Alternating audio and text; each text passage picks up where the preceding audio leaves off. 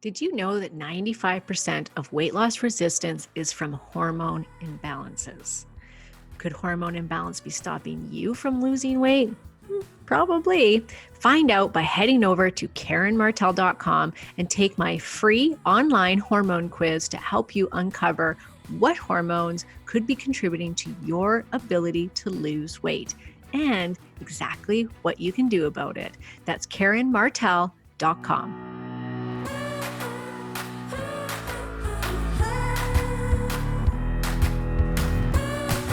You're listening to The Other Side of Weight Loss. I'm your host, Karen Martell, transformational nutrition coach and expert in women's weight loss and hormone health. If you are ready to go beyond diet and exercise, then tune in each week to hear from leading experts in psychology, nutrition, and spirituality as we explore the many avenues of what it really takes to lose weight and feel your best. Hello, ladies. So there I was over the Christmas holidays, just boasting to all of my family and friends who were all sick and their children were all sick and complaining about how they've gone through these horrendous colds this winter. And there I was boasting how I had not been sick for 10 years, which was the truth. And I said, yeah, I don't ever get sick. I'm like, my husband never gets sick. And I really attribute it to my healthy eating habits. And I just went on and on. And then my dear son was very sick last week. And so I hung out with him every day, snuggling him, watching movies with him on the couch, kissing and hugging him. And then sure enough, over the weekend, who gets sick but me? So my 10-year streak is over. I'm attributing it to the fact that for the last 3 weeks, I've been following a liver gallbladder cleanse that I'm doing with my membership group on track that we do every January. And usually I feel just amazing when I do it. And I was, but I have a feeling that because my body was detoxifying, that maybe my immune system was a little down.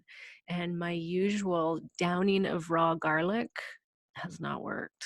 I reek like garlic right now. I've been eating raw garlic cloves all day for like 3 days straight. Well, not all day, but a couple of times a day.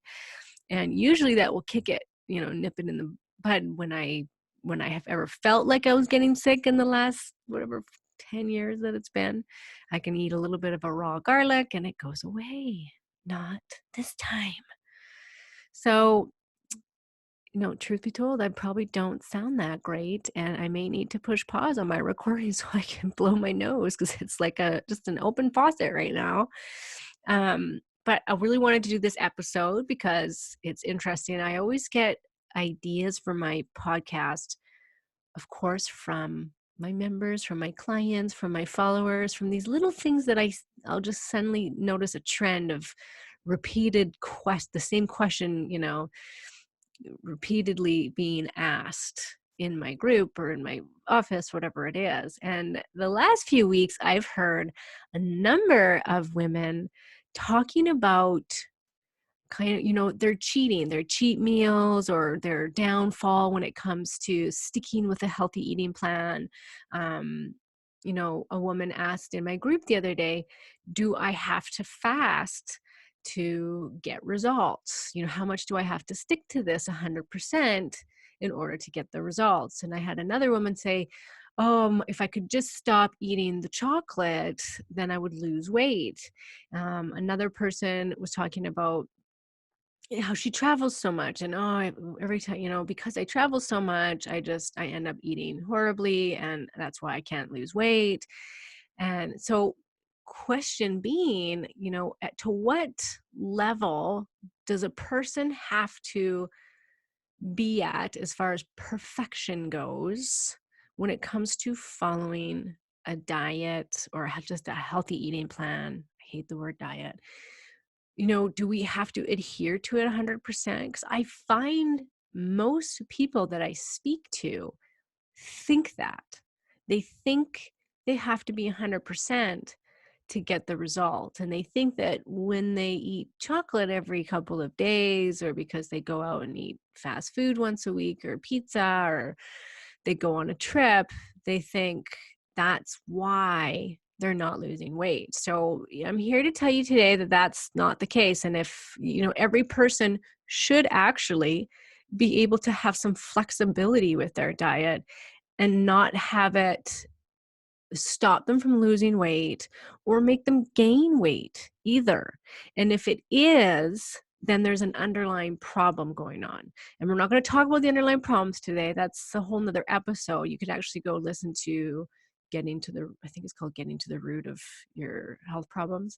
Um, and I talk so much about all the different things that it can be throughout this podcast. So we're not going there. We're really just going to hone in today on how perfect does a person need to be with their healthy eating in order to lose weight? How much can we cheat? I hate using that word too, because really, who are we cheating on here? That's such a ridiculous word to use, but we're familiar with that word, so I'll use it.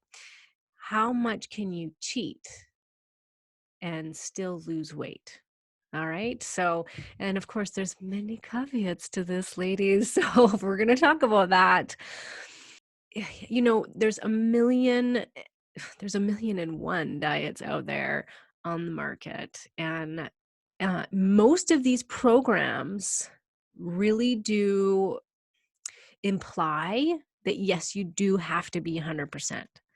That, I remember my sister doing, this is actually one diet I never did. It was I think it's called the 21-day fix. I think that's what it is. It's like a Beachbody one. I remember her doing it, and they give you these measuring cups to measure out how much food you can eat. And it was like, this is what you have to do in order to lose weight. And it's, most people actually do lose weight on it. Well, no kidding, because you're hardly eating. There'd be a half a cup of brown rice that you could put, and then you'd have this is how much protein you're going to get, and this is how much vegetables you get to have. And it was very specific portion sizes, and you had to follow that in order to lose weight. So first question that you need to ask yourself before, and this is all part of it, before you head into the next best diet, the flavor of the week diet, whether it's keto, vegan, paleo, whatever it is, most importantly, you need to ask yourself, can you do this for life? I'm a big believer in diet variation and changing around what you're eating. So even if one day it's not working for you anymore, which can be very likely, then you're willing to change what you're doing and maybe just try out something different. So, but when you're going into it, you still need to approach a new healthy eating plan by saying, is this a way that I could eat forever if I wanted to? If it works for me and I love it, could I see myself doing this? Like personally, I could never measure out my food every time I was going to eat, nor would I ever want to calorie count or macro count either. I think that just drives me nuts. Like, I don't want to obsess about what I'm eating every day. But for you, maybe that you need those parameters. But ask yourself, could you do this all the time? Is this a way that you could eat? It's not just a 30-day thing. And you really need to get out of that headspace. It's the reason I have my On Track program. It's continuous. It's not a 30-day and that's it program. You really want to look at it, even if it is a 30-day program, you still want to look at it as, could I sustain this for a long period of time? When I found the paleo-based diet 10 years ago, it was like that for me. It was instantaneously, oh my gosh, this is it. This is my diet. I could eat this way forever, and I probably will, because I'm not somebody that can tolerate inflammatory foods, period. So that was easy for me. I could see that hey, I'm not suffering. I'm not macro counting. I'm not calorie counting. I love the food. The food is very satiating. I get to have you know, I don't have to restrict myself with those foods that I do get to eat. It was easy. And I became a paleo eater. And so you need to go into it going, I am a ketogenic eater. I'm a low carb eater, and this is how my body thrives right now. So for the long term, or until something changes, yes, I can see myself sticking with this. And the reason I want you to do this, and why it has to do with, how much you can cheat and how perfect you have to be, is it's a headspace shift that helps you to understand that when you don't eat on target, so when you're not eating keto and you eat the cake or you eat the cookies, that is not who you are, and you will go right back to that ketogenic diet the next day or the next opportunity that you get. It's not a on or off the diet mentality, which we all have been poisoned with through our adult life, which is, I'm on the diet, I'm off the diet, I'm on the diet, I'm off the diet. No, get rid of that. It doesn't work.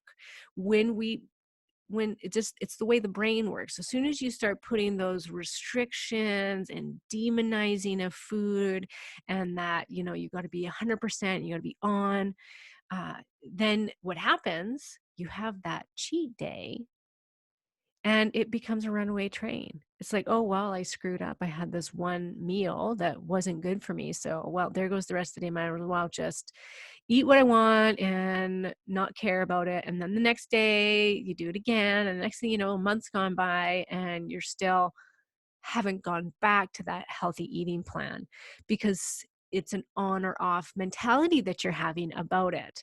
And I hear that often. I just ran an intro to keto course and I asked them a bunch of questions in the beginning. And the thing that I saw the most was, I've tried it before and I couldn't stick with it.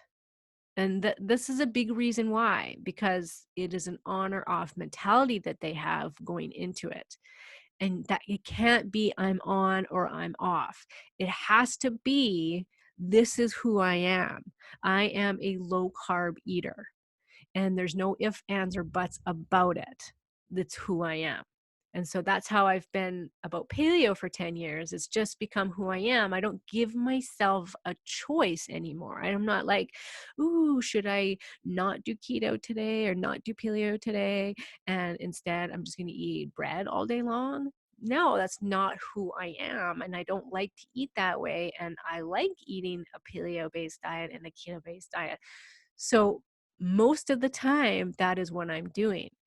When I am in an opportunity, we'll call it an opportunity, to veer off of that, I have created certain parameters for myself that I know work for me. And this is where I want you to get to. This is the point that I need you to get to, so that you can have a little sway in your diet when the opportunity arises.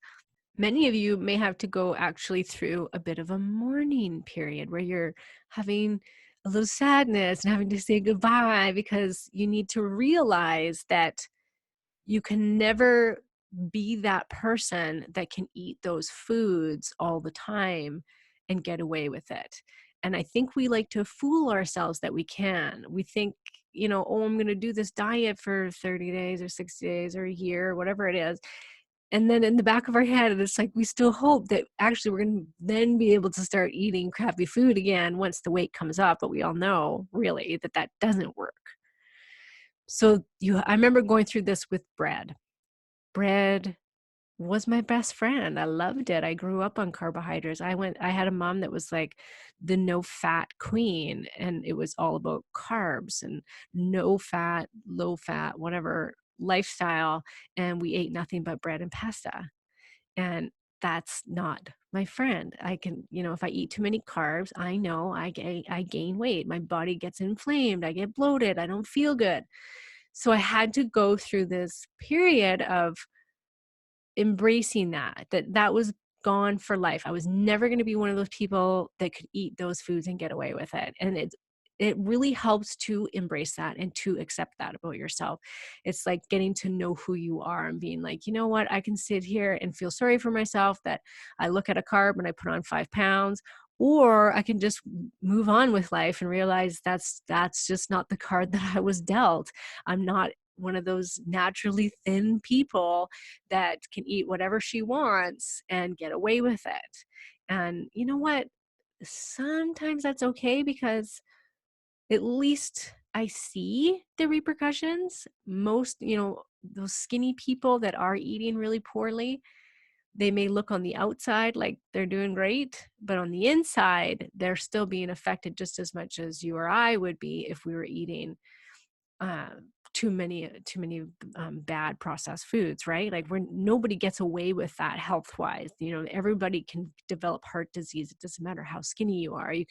I've had women that are 115-pound, 110-pound women with type 2 diabetes. So just because a person's thin doesn't mean that they're healthy. So in a way that can be kind of a good thing.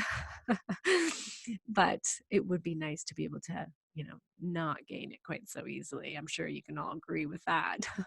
So, saying goodbye that those foods are not something that you can make a staple in your diet, and saying goodbye for life that, hey, this is not ever going to work for me. So, I just need to let it go, that I just cannot go down that road anymore. So, that's very important. Now comes nailing down this way of eating. That means you really want to adhere as close as possible for a minimum of 30 days, preferably a little bit longer. So, especially diets like the keto diet, you really have to be 100% to train your sugar burning body to being a fat burning body. This can take anywhere between 1 to 3 months to actually build up the metabolic machinery to burn fat. On average, though, it's 30 days. So you want to, whether it's, like I said, whether it's just simply a change towards wholer foods, getting rid of processed foods, you want to stay strict for 30 days. And there's a number of reasons, not because it takes 30 days to build a new habit, because that's actually baloney, but 30 days, inflammation comes down. So even just starting a paleo-based diet where you're removing the grains, a lot of the dairy, um, a lot of sugar, right? Processed foods, taking that 30 days to just give your system a break and to stabilize blood sugar, teach it how to access fat stores to burn. You need to be as 100% as you can, because you really want to switch that body over and you want your blood sugar to stabilize, and you want to just really give yourself and your system a break away from those foods. And what you'll find is sugar cravings go down, carb cravings go down. So it makes it easier. But if you were, oh, I'm going to have a little bit of chocolate every day, or these cheat meals throughout the week, it's way too slippery of a slope in the beginning to do that. So I like to start all of my clients off on being on a very strict 30-day either paleo or ketogenic diet, and just to get some foundation going. Some may need it longer, and that's okay, but minimum, I would say 1 month, and actually maximum, I would say 3 months. And for good reason. If you listen to my podcast about diet variation, you want to, as quickly as possible, become metabolically flexible, which means you want to be able to have these cheat meals and jump right back into ketosis, or jump right back into your fat burning abilities, whatever it is, right? Like jump right back into vegan diets or just your healthy eating habits. You want to start training yourself. And the longer you go being 100%, I find the more chance you have of crashing and burning off that wagon and then eating everything in sight. So the sooner you can get off, the sooner you can start being flexible and having the occasional cheat days, I think the better. Now, I'm not talking to those that you eat a carb and it's a runaway train. Okay, now that's different. There's some emotional stuff in there. I'm talking about the people that can handle that it's not a serious addiction for them. Okay, that we all get addicted to sugar. I do too. Like if I start slipping up too much and I start to crave sugar, or I'm stressed out and I start to crave sugar too much, we can all get into that addictive behavior around it. That's what that 30 days is for, is to break that, right? And then you can find your tolerance to where does it start becoming too much of a slippery slope, right? If I start having something a little bit sweet every day, then I want it every day. So that doesn't work for me. If I have it occasionally, it's fine. So you're going to have to figure out what works for you and your addictions, right? This is very important. What foods? Some people, it's just certain foods that are a runaway train. So if that's you, if it's like pizza or fast food, like once you start going there and then it's hard for you to stop, then those are off the table. You don't get to go down that road anymore. And you have to pick some other safer vice, let's call it. So aim to be 100% for 1 to 3 months. Then it's time to train your body and your mind to have metabolic flexibility. You can do this several ways. For those that like tracking, then buy yourself a blood glucose monitor and do what's called carb tolerance testing. I've talked about this in prior podcasts. Carb tolerance testing is an amazing tool to help you discover exactly how much and which carbs your body can tolerate. Now, I'm not talking eating, a chocolate bar to see if your body can tolerate it. More so, sit down, eat a bowl of sweet potato and test yourself, or a bowl of fruit, a certain kind, eat a bowl of berries. What does your blood glucose do? If it doesn't do anything, eat a bowl of bananas. Then what does it do? So you can start to identify what level of carbohydrate tolerance you have, because that's a big one, right? Usually when we're cheating, it's on carbs, right? No, nobody cheats and is like, you know what? I would like to have some cow liver today. I'm going to go cheat. I'm going to have myself some cow liver or a bowl of steamed broccoli. Like, we all know that doesn't happen. We want sugar, and we usually want it mixed with bad fats. That tends to be, or salt. People are either the salt or the sugar. So, and it's not healthy. So this is more about how much carbohydrates can you take in and still be burning up fat. So that's a really great way to identify more about what your weight loss code is. So can you eat berries every day and you still lose weight? Great, because for some people, that's all they need. Like, they really like the fruit sweetness, and they don't need to then go and have ice cream because their fruit is doing it for them. They can have a smoothie and be fine. So that could, it's great to find that out, is to see just what your body can take and what it can't, because every single person's different. There's one person that could eat a bowl of ice cream and have their blood glucose go up, and then the next person, it doesn't. That goes same for rice. It goes the same for sweet potato, fruits, all of the carbohydrates. Every person reacts differently to it. So it's really great to identify, hey, you know what? I can actually eat a lot of fruit. I don't put weight on. It doesn't spike my blood glucose. Yay. Other people, their blood glucose goes through the roof, and they're like, okay, well, obviously that's not something I should be eating daily. And maybe that is something to be kept to once a week, to have a bowl of pineapple or something like that, right? Rather than having it on a daily basis as your treat.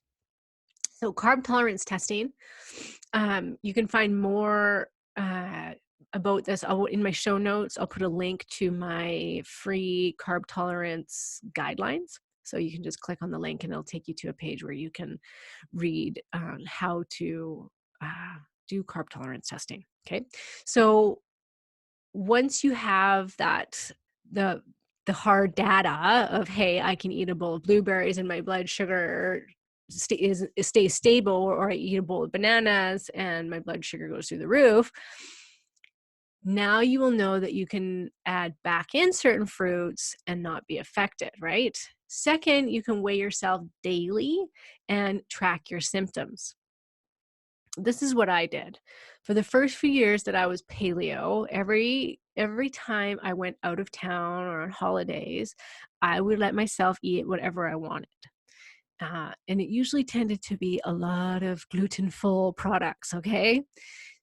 I would let myself eat, whatever, just whatever I wanted. And I would, of course, picked pretty bad things because I was in that mentality in the beginning of on or off too much, right? And I would be like, I'm going to just eat whatever I want. And so I'm going to eat bread and pasta and all the things that really don't agree with me. And I would come back from these trips, even if it was just a weekend, and I would feel like garbage. My stomach would hurt and be bloated. I'd be inflamed. And always my weight was up a few pounds, sometimes up to 4 pounds in a weekend. It would go up.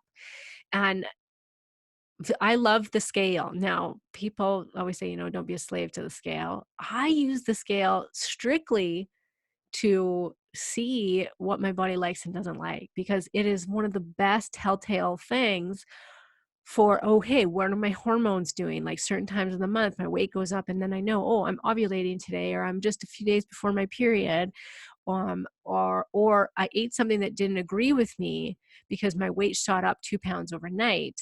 And I know that I can't put that fat on that fast, right? So I like the scale for that reason. Now, if you don't have a great relationship with your scale, then that's okay. This one isn't for you. But for me, it was easy for me to see by the scale that what I was doing was actually really harming my body when I was doing those weekend gluten extravaganzas, if we could call it that. And so what I did was I realized, you know what, gluten's really not my friend. Remember, like gluten and I broke up. So why am I going back? It's like the bad boyfriend. Why do I keep going back when I know it's not good for me? Because it tastes so good. But I had to let go of it because it was too harmful of a cheat, that it was derailing my efforts. So I had to say goodbye to gluten. And now when I go away on a trip, I always, always stay gluten free. Now, that doesn't mean I don't go out and still splurge a little bit and eat things that I normally wouldn't. I'll get dessert, I'll get ice cream, I'll get chocolate, I'll get, some rich foods, whatever it is. But I don't eat gluten. And when I come back on trips, my weight is stable. It hasn't changed. And that's because gluten for me is inflammatory and it does make me gain weight. It hurts my digestion. It makes me inflamed. It puts water weight on me, makes my head hurt, makes my stomach hurt. It's not my friend. So I had to just cut it off. Now, once in a while, I'll still eat it, but and at least now I know going into it what's going to happen and what I have to do to get back to where, my healthy status. I want you to get to that point too. And so this may take a little bit of, a little trial and error. So be open to that. Be open to, can I cheat with this? Is this okay? What does it do to my body? Try it out. But if you do gain weight and you don't feel good and you're really looking for things like, it may not be weight gain, it might be anxiety, depression, it could be mental, it could be a headache, it could be inflammation. So suddenly you're very arthritic, you're tired, or you get insomnia. That's a big one for people. You may get constipated, diarrhea. But these are all signs that, you know what, this cheat food is one that you're going to have to put on the back burner because you're not in a place that you can handle that being one of your cheat foods. Okay. And then this is less harm done. So it's going to be about finding what foods you can cheat with and for it not to completely derail you. Next, you do want to clear foods out that you have no control over. So this is going back to, if you can't eat just a square of chocolate, you got to eat, 10 squares of chocolate, or you can't just eat a bowl of chips. You got to eat the entire bag of chips because you are so addicted to them. Keep them out of your house. That's just like, come on, you know better. If that's not one of your cheat foods, because then it's a runaway train. There's more about this on episode 88. It's called Stop Bullshitting Yourself. And it's exactly that. Stop bullshitting yourself about what you can and can't, what you can and what you do not have control over. Okay. So those, ice cream's mine. And I talk about this in episode 88, that if there's ice cream in my house, then I'll eat it every night, even if I don't want it, even if I have no sweet tooth whatsoever. If it's in my house, I eat it.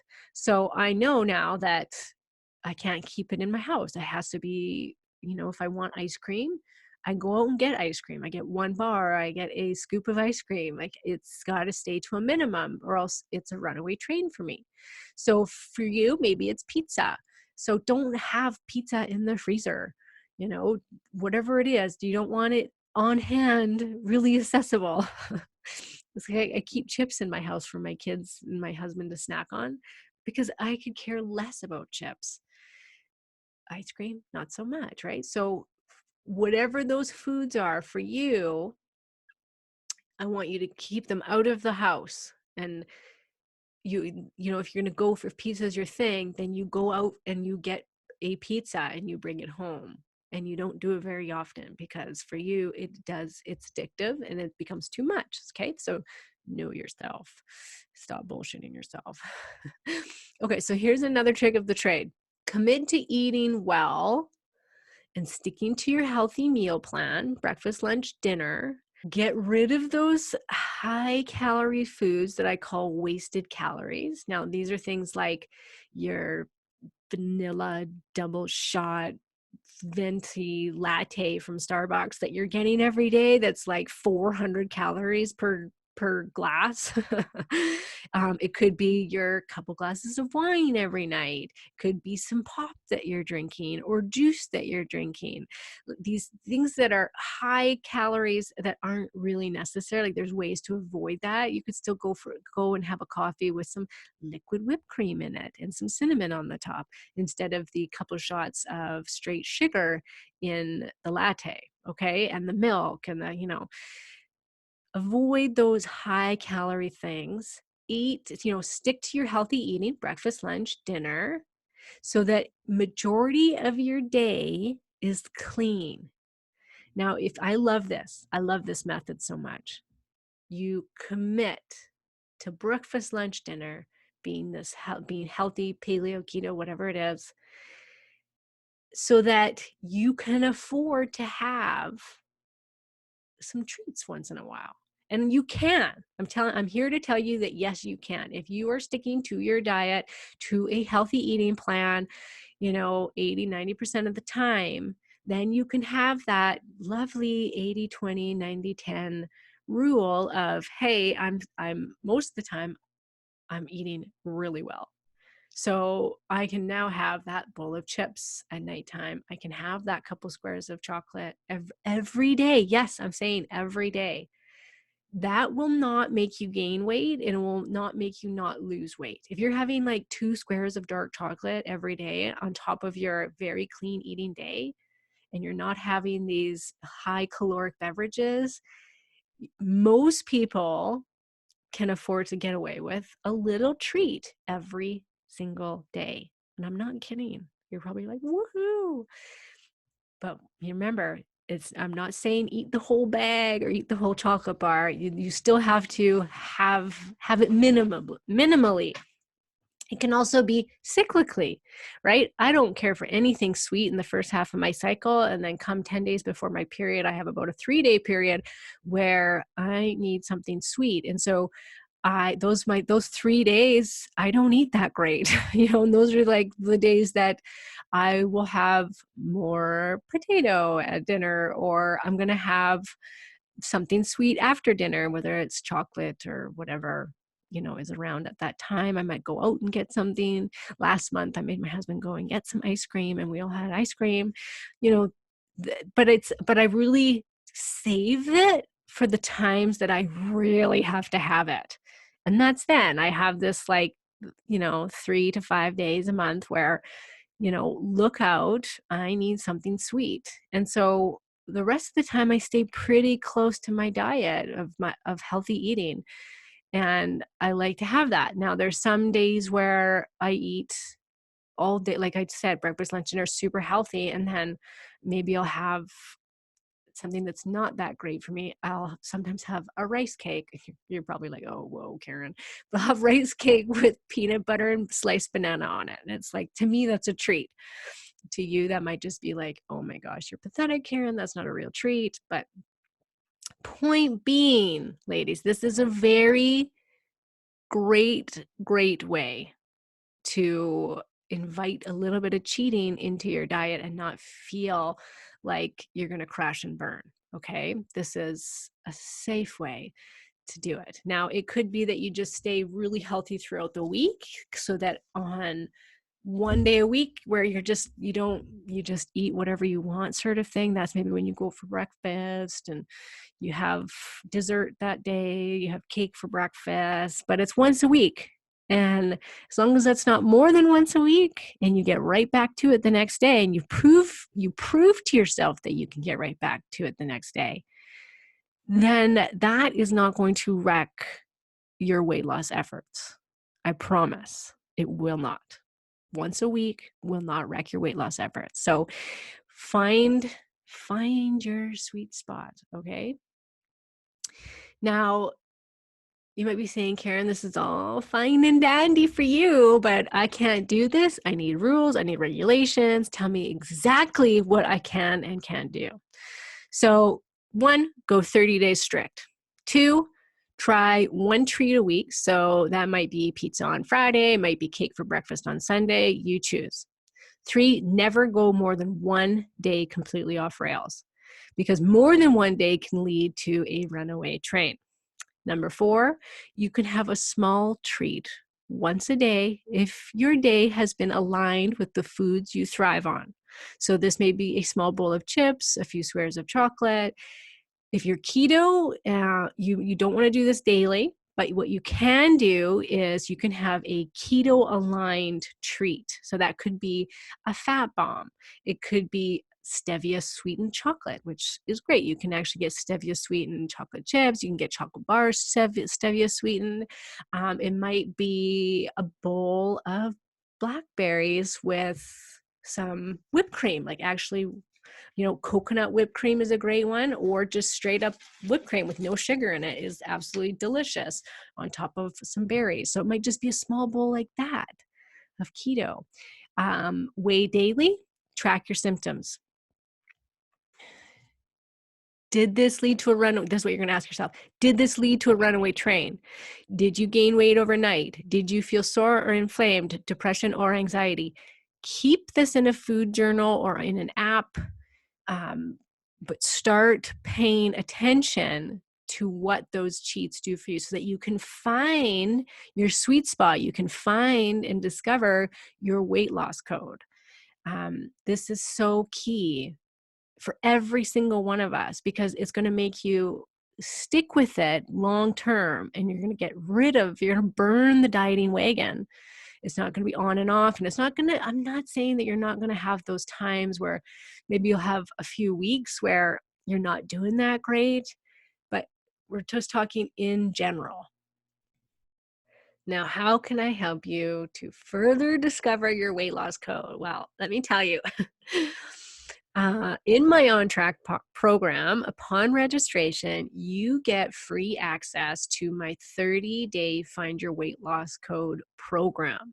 This program walks you through all that we've talked about today. It's a step-by-step over a 30-day period, and even includes a 2-week introduction of foods to discover if there are things you are sensitive to, or you need to take out of your diet indefinitely and that you need to stay away from. So it's this whole process that we've talked today, and I lead you through the whole thing, even carb tolerance testing. At the end, you can also do a weight loss resistance quiz, because if you go through all of this and you're still not losing weight, then, like I said earlier, then it's time to go deeper and figure out, okay, what is the root problem? Why are you not losing weight when you are being 100% strict for that first 30 days? And so then I take you through a very comprehensive quiz, to discover what your top reasons are for not losing weight. So that could be liver, it could be hormones, it could be digestion, it could be mental.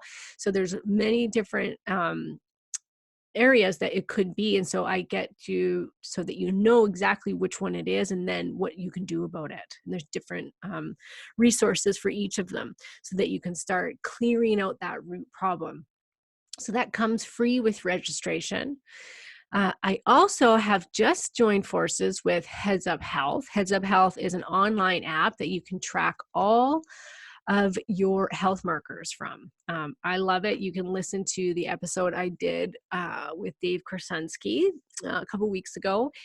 He's the owner of Heads Up Health. He's great.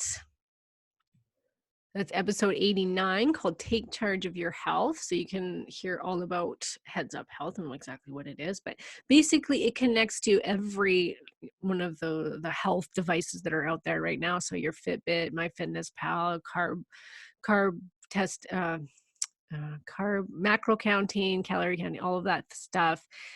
You can track your body temperature, your hormones, your blood glucose, your ketones, your keto mojo, your Aura ring. There's a ton of different devices that it'll connect to, so that everything is in one place. Now, the importance of this is that when you're discovering your weight loss code and how much you can cheat and not cheat and what you can cheat with, now you have a place to put in your data so you can track it. So you can, you can put in your carb tolerance testing. You can, the data from that. You can put in your blood glucose measuring, right? So if you wake up every morning and you just had a weekend of splurging and your blood glucose is up, well, there you go. There's your answer. You can start tracking through your journal.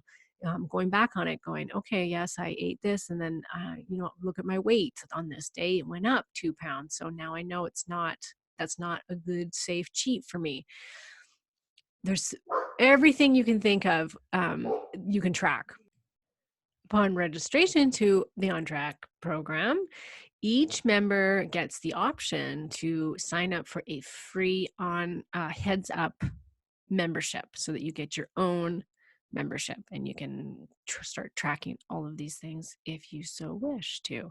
I love it. I've been using it now for about a month. I think it's great. I love seeing what my body's doing. It gives you weekly reports. It's great to have it all in one place, so you're not having to go all over everywhere, and I mean, I used to keep it all on my notes on my phone. I type it. And it's a mess. You have to scroll down to try and figure out, okay, what day was this and what day of my period was this, that this was happening. That's what I always go with my cycle. So anyways, the Heads Up Health is free now with a membership. So that is an awesome bonus. So I hope I haven't confused everybody too much about it, but this is the sort of thing that will help so much for you to stick with healthy eating. If you can get off the dieting wagon, that on and off, you're going to get off the on and off mentality and start just really figuring out, where and how much can you get away with having some stuff that maybe your body doesn't agree with. And when you eat too much of it, it's not a good thing. But can you have a little bit of it here and there in order to stick with that healthy eating plan? Because you do get to have those occasional cheats. Does it make it easier? Maybe it doesn't. Maybe you just have to be completely 100% all the time. But most people that I've worked with need that sometimes in their life in order to adhere to it. So figure that out for yourself and be open-minded to it, because this is a whole different mind shift. I mean, here your little healthy nutritionist Karen is telling you to get used to cheating sometimes because that's really, it is about metabolic flexibility, and that's where we want our bodies to go, right? We don't want to get used to eating super low carb and super low calorie. It doesn't do the body good. So having that variation is important. It's a fine line. You go too far and you are going to gain weight. So just realize that. Test, track. All of these things are very important. Okay, so stay tuned for next week's episode, because you're going to hear from me again, because it is episode 100 on the other side of weight loss. So I've got something special planned for episode 100, and that will drop next Thursday. So I'm off to go blow my nose and maybe go lie on my couch for a little while. Wherever you are in the world, have an awesome day, and I will talk to you next week. I hope you enjoyed today's show. New episodes come out every Thursday, so be sure to subscribe so you don't miss any of them. You can also find me at KarenMartell.com, and you can get free recipes and weight loss tips by following me on Instagram and Facebook at Karen Martell Nutrition.